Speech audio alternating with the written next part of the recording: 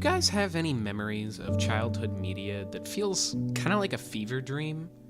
Stuff that was probably real, but the only things you can remember about it are kind of strange. Well, for the longest time for me, that was Lazy Town.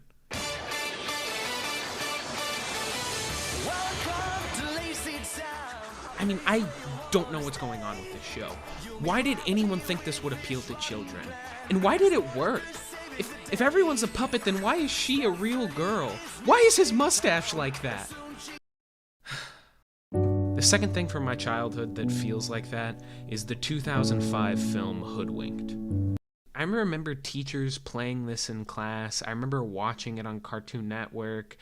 I think the bunny was bad and the score was hyper. I'm pretty sure about that. But other than that, I just know that it was generally weird. But I honestly can't remember what the hell this movie was about. Like, yeah, obviously it was a retelling of Little Red Riding Hood, but I can tell you that story in like 10 seconds. Girl with red hood walks into house, grandma looks weird, what big ears you have, so on, and then oop, grandma's not grandma, done. So how did they stretch an hour and 20 minutes out of that? Well, to make a long story short, they made it confusing as hell. And look, when I tell you the story, it may not seem all that difficult, but what you need to understand is that this movie doesn't take a break. Within the first 4 minutes of Red telling her story, there are 3 different musical numbers, all with totally different tones. Meanwhile, we need to find out a bunch of exposition. But I'm getting ahead of myself. So let's put a pin in that. Let's talk about what the story actually is. So after the retelling of the original story, some cops show up and try to figure out what happened. And it seems pretty cut and dry, right? A wolf shows up, breaks and enters, and tries to eat a kid, and then a lumberjack comes in and tries to save them. So, end of story, right? But then we're introduced to... That's the problem with you bears. Always grounding up the wrong tree. And Mr. Flippers is determined to show everyone that everything may not be as it seems.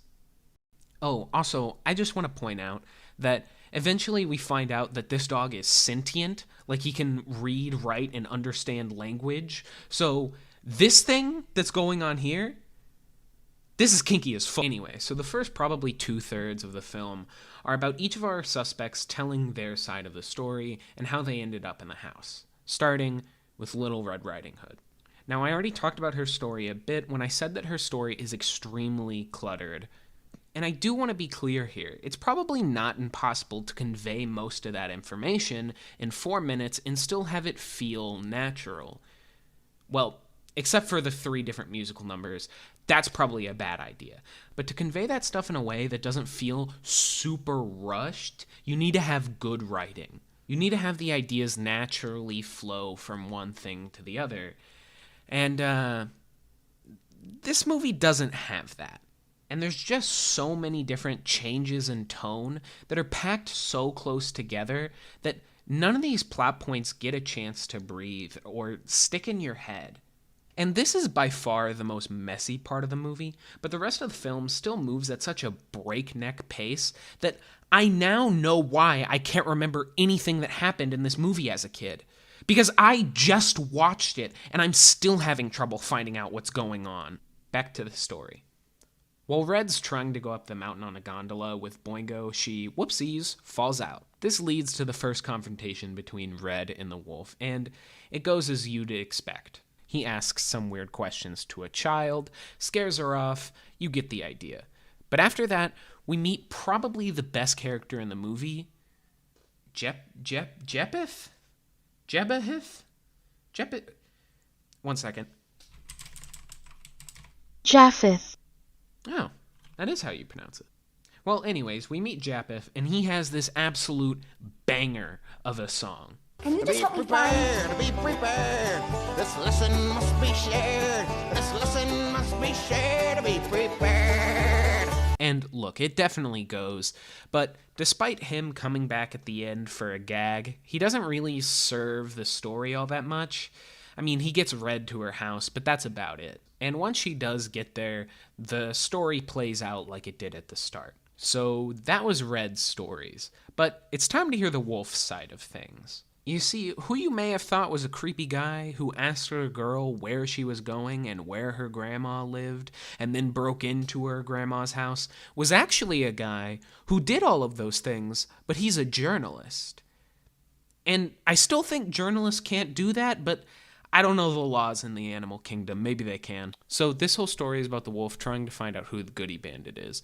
And since Grandma and Red are the only people who haven't been hit by the Goody Bandit in town, they're suspect numero uno. He kind of just gives justification for everything he did, but he also fleshes out the Goody Bandit story, which is basically the driving force behind this whole movie. And even though his side of the story is probably the most integral to the movie, it's kind of boring. What really holds this section back is that he just kind of follows Little Red Riding Hood around, and we just see him do all of the things we just saw her do. But after the wolf's had his turn, the movie turns it over to the woodsman to tell his side of the story.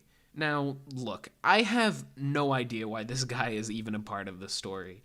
He was never in any of the Riding Hood tales I heard as a kid, and he doesn't add anything to the movie. You could take him right out and nothing would change.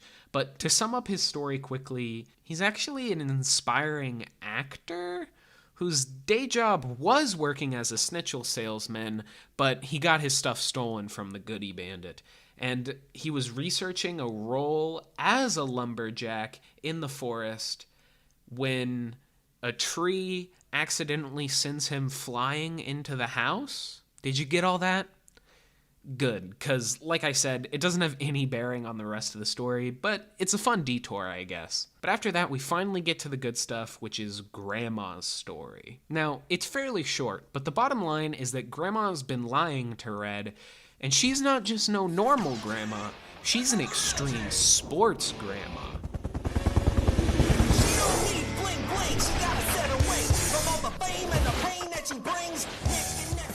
And that's really it. I mean, there are some evil Europeans that work for the Goody Bandit, and Grandma gets tied up by her parachute and trapped in her closet, I guess.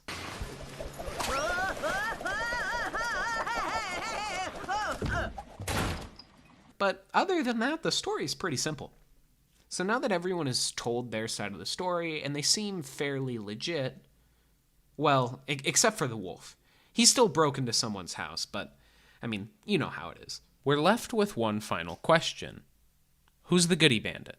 And while everyone was arguing, the great Nicky Flippers has cracked the case.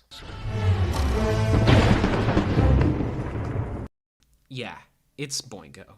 And it's not really all that surprising if you watch the movie. The rest of the story is about the characters we know up to this point teaming up and helping take down the bad guy. And this movie actually has at the climax a squirrel drinking caffeine to help save the day, a year before Over the Hedge came out. It's a real Rhapsody Rabbit situation, but that's besides the point. In the end, Red and Granny make up for her lying about being an extreme sports person, which I guess you have to do. Then Boingo and the Europeans go to jail, and the woods are saved. Now, I've ragged on this movie a little bit, but I want to make it clear that I don't hate this movie. There are bad things about it that I haven't mentioned, like how it was clearly trying to cash in on Shrek's popularity, how the animation looks like it's from Wizard 101, or how whenever the wolf talks, I can't help but think of the meme. But overall, it's a fine movie. If you're not a child, I wouldn't really recommend it unless you have fond memories of it that you'd like to ruin. But the quality of the movie was never really what interested me. When I went back to watch it, I wanted to find out why it stuck out in my head so much, while simultaneously I couldn't tell you a single coherent thought about this before writing it down. I mean, I know for a fact that I watched this movie way more than I watched Shrek as a kid, but I can still tell you the general story of Shrek. There's an ugly guy who meets a donkey, they're forced to go on an adventure, he meets a pretty girl, the pretty girl also turns out to be ugly, and then they live happily ever after. Oh, and I'm pretty sure the donkey has sex with the dragon at some point, but I could be remembering that wrong. I mean, I watched Shrek Retold when it came out, but that's besides the point. I just watched Hoodwinked, and I needed to make a whole video about it to understand it.